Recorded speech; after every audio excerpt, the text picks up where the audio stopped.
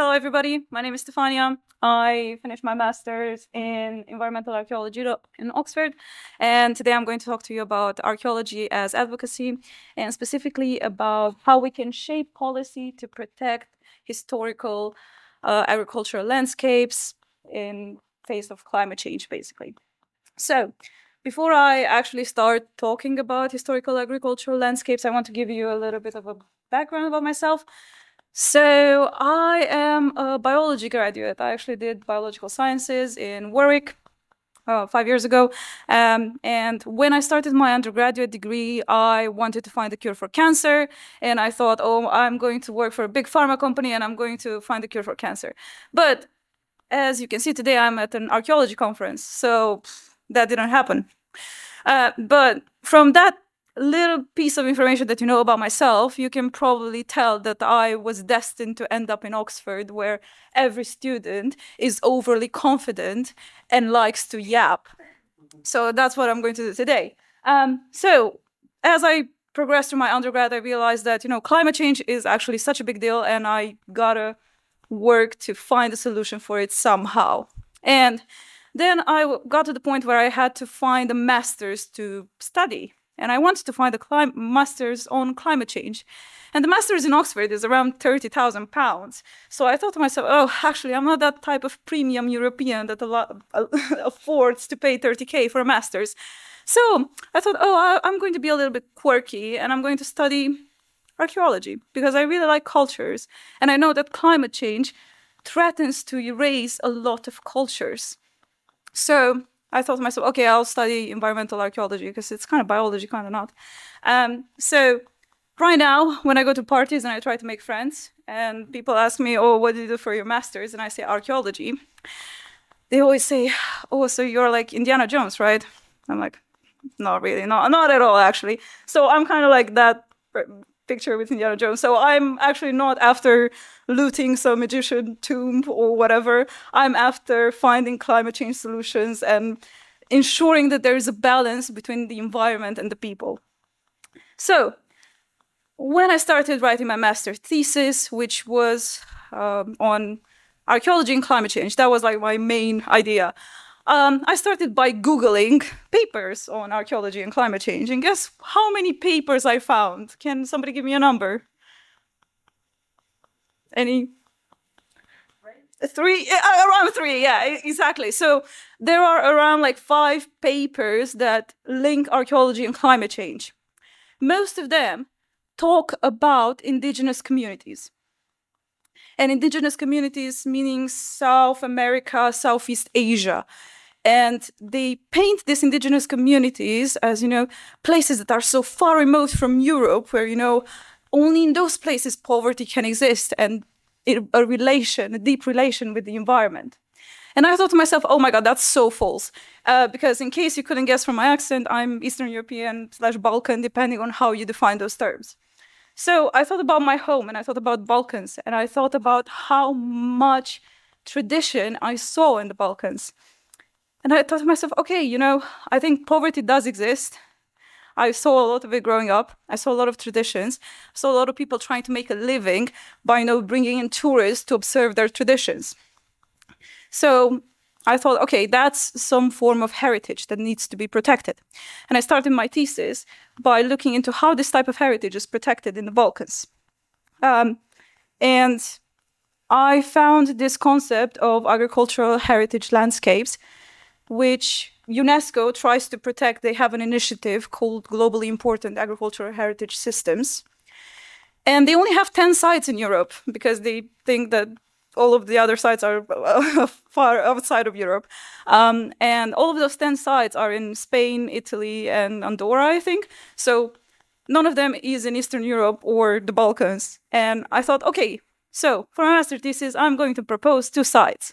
And I'm actually going to talk about how, through my degree as an archaeologist, I've learned that information about the past and about these people that inhabit those areas can help protect them and protect those living communities. Because after all, we're studying living people that live there, and interact with their environments.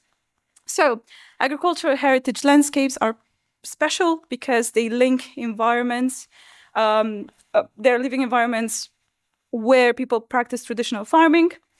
They are a blend of biodiversity, heritage, and community, which makes them a very interesting place to study because, you know, you also have the threat of climate change on the biodiversity, on the people, the poverty that arises in that area because people leave those areas, they're especially rural areas, and also culture, how people have interacted with their environments for so long.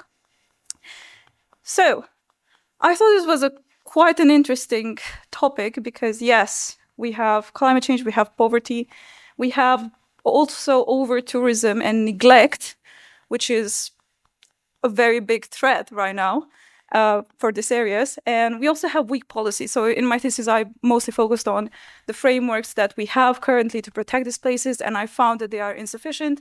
I wrote a paper about it. You can read it afterwards. I'm not going to talk about my paper and the data that I actually use, so you won't see any number on screen. But yeah, so I found that in the Balkans, archaeology is mostly used as documentation. For my 2 case studies, the only archaeological papers written about the traditions and the agriculture in the region, those papers were written like 100 years ago, and they were very racist towards every other ethnic group in the region. So I was like, okay, clearly there's a lack of knowledge that we have about those places. So I truly believe that today, in today's society, we can use archaeology to actually inform people and policymakers about those special places. So my first case study was the Danube Delta, which is in Romania and Ukraine. Has anybody heard of the Danube Delta before?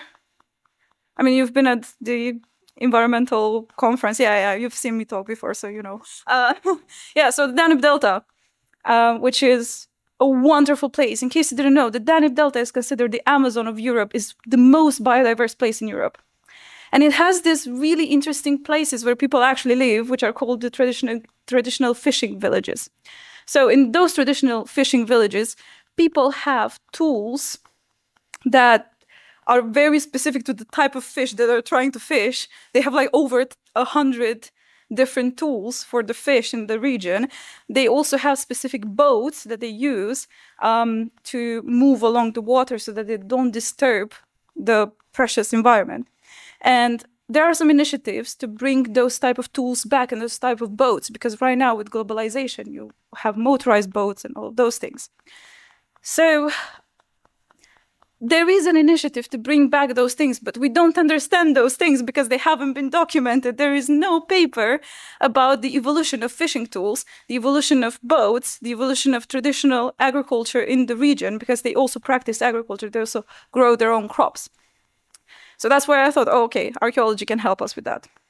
Then my second case study was the Valley of Roses in Bulgaria, which is a place that covers hundreds of kilometer squares, and it's a monoculture of roses. So these fields of roses grow everywhere, and they are linked, they are so intrinsic to the community's identity because these people have festivals around these roses, about the harvest of roses. They have dances, they have traditions, they have a lot of things that surround these roses. And they also make a living, like 20,000 people are employed to look after these roses, to harvest these roses, to perform in these festivals. So in this case, we have a really good idea of how traditions have evolved, but we don't know anything about the landscape. We know that the Thracians, so the people that used to live in Bulgaria long time ago, they used to grow vines on the same fields. Right now, as I said, the roses are a monoculture.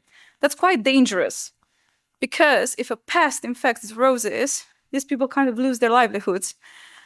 So archaeology in this context can help us understand what was there before, what are the native species, how can we integrate novel species into this monoculture to ensure that it actually, we still have roses in 50 years, basically. So I think that archaeologists can become mediators, advocates, and policy partners. I also think that we can use archaeological insights for sustainable planning, and we can use documentation as a tool for change. All right. So this is a call to action. I know I'm preaching to the choir, but it's kind of like we need to take our place at the table. We can't just let life run past us. We need to make a change, and that's what I'm trying to do back home, basically. And I'm just going to leave you with my final thoughts and this wonderful quote. So, to protect the past, we must act in the present, so future generations can inherit both heritage and way of life. And there's another quote that I bet everybody has heard when they were still a child, and it's an indigenous quote, apparently. It's, we don't inherit our land from our ancestors, we borrow it from our children. Okay? So I think connecting this idea of generations is very intrinsic to what we want to actually do as archaeologists, right? We want to connect what's happening in the past to what's happening now. But I do think that archaeology has a place at the table for what will happen in the future as well. Right. Thank you very much. So that was my presentation.